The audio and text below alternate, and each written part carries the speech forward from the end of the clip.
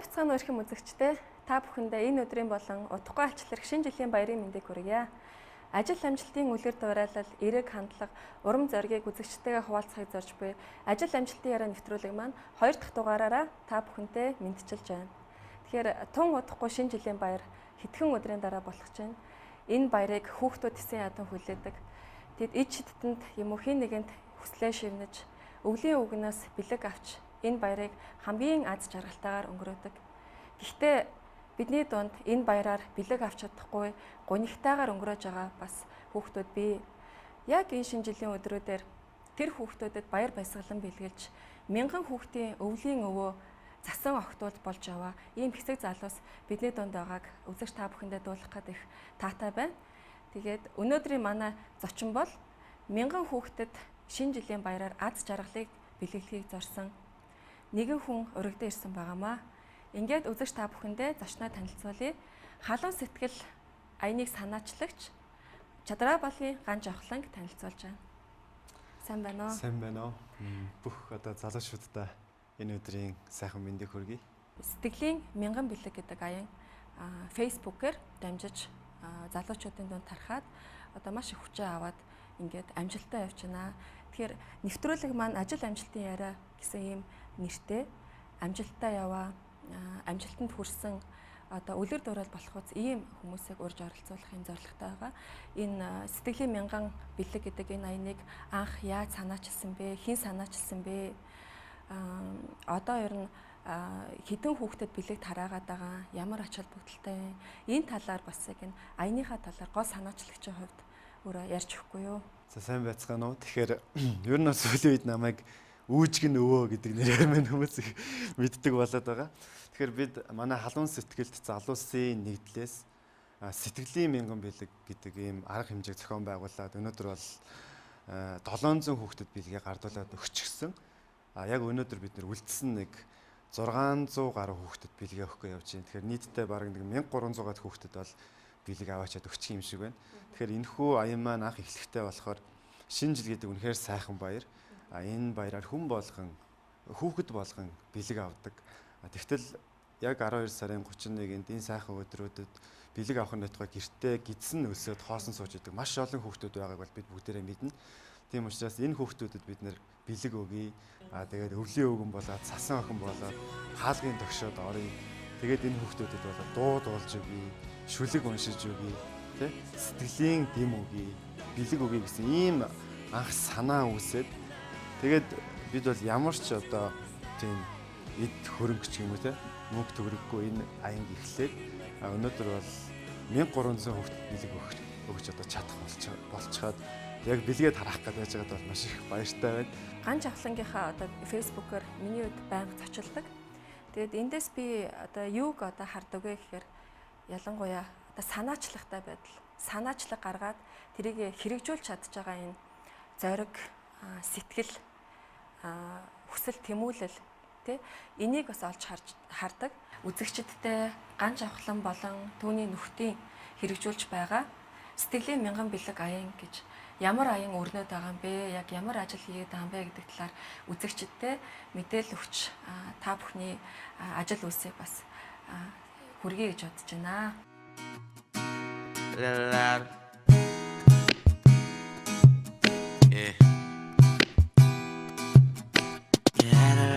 Try to steal your heart. Never really had luck, couldn't never figure out how to love.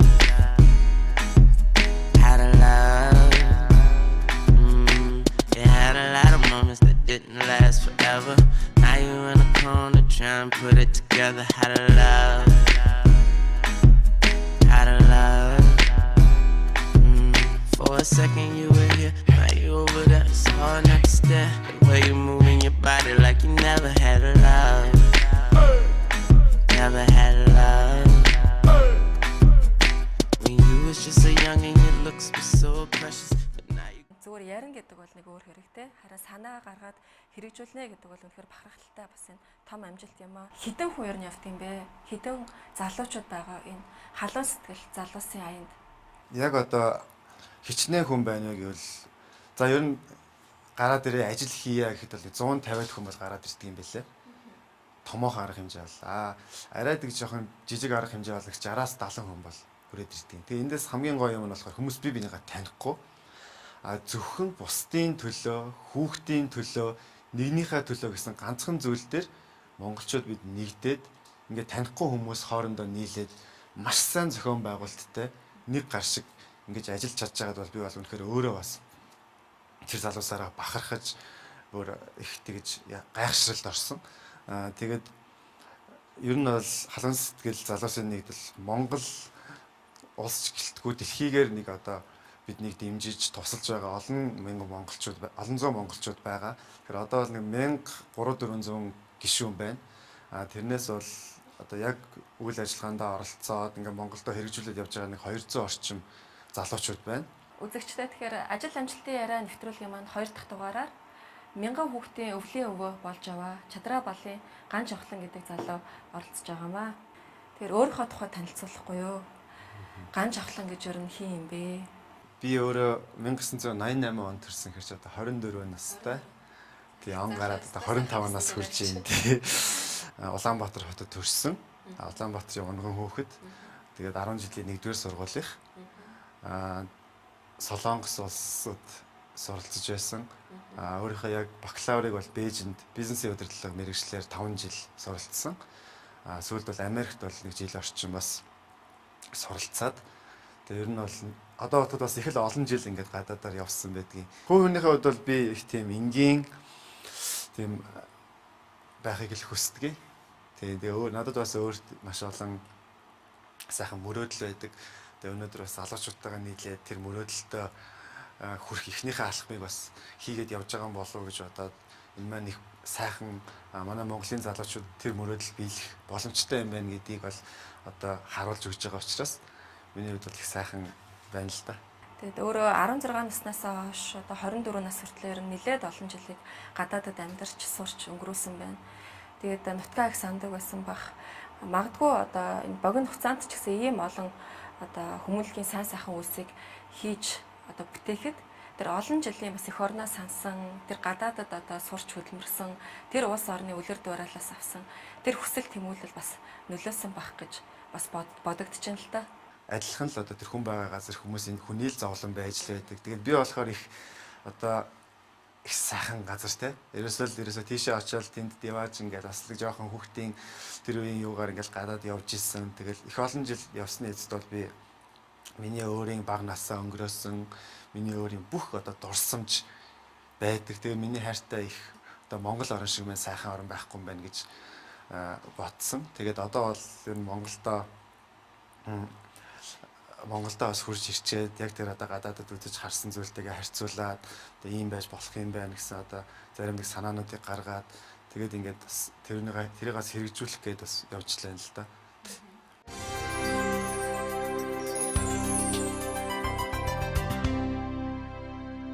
Бүгдээрээ дулаахан үйлчээ гэдэг бас халуун сэтгэлийн аяныг өрнүүлсэн байгаа. Хамгийн анх одоо энэ аян маань яаж гисэн бэ гэхээр би өөрийнхөө шүүгэнд байсан нэг хэдэн хуучин хувцас биогийн одоо хогийн цэг дээр аваачаад тэнд хэрэгтэй хүмүүст нь 2 жил дараалаад аваач өгч ийсэн. Тэгэхэд бол би ганцаараа явж ийсэн.